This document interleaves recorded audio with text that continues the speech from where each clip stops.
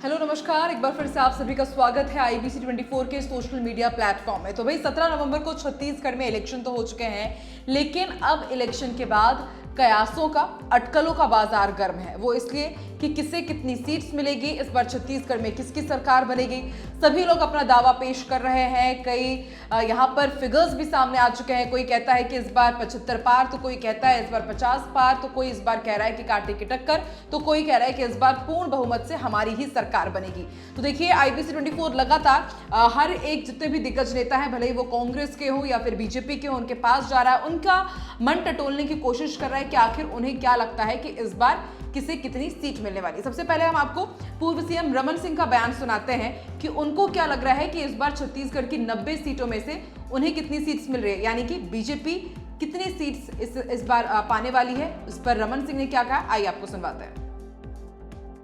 सभी जगह से जो खबरें और रिपोर्ट आ रही है, सभी जगह कार्यकर्ताओं से और अन्य लोगों से चर्चा हो रही है, उन सब की निष्कर्ष यही निकलता है कि भारतीय जनता पार्टी कम से कम 52 से 54 सीटों पे बढ़त के साथ सरकार बनाएगी और स्पष्ट बहुमत के साथ हम सरकार बनाने में सक्षम होंगे।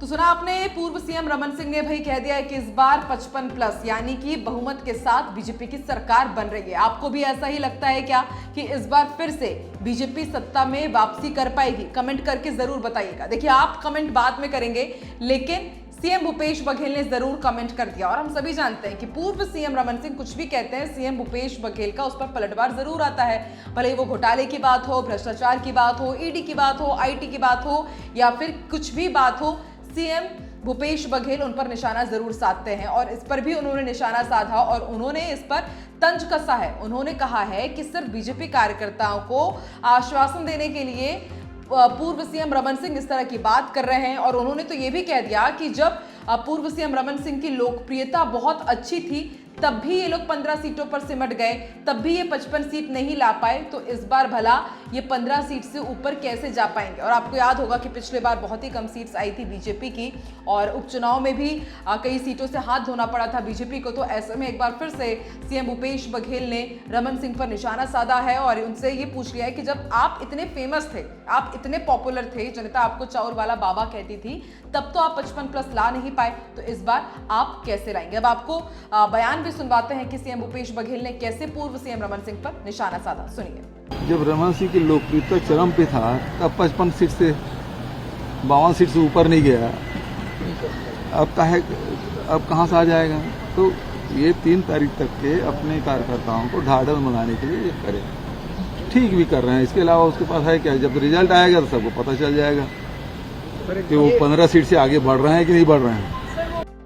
तो देखिए, भूपेश बघेल भी कह रहे हैं कि अब तो ये 3 दिसंबर को ही पता चलेगा कि 15 सीट से ज्यादा सीट्स बीजेपी ला पाई है या नहीं ला पाई है।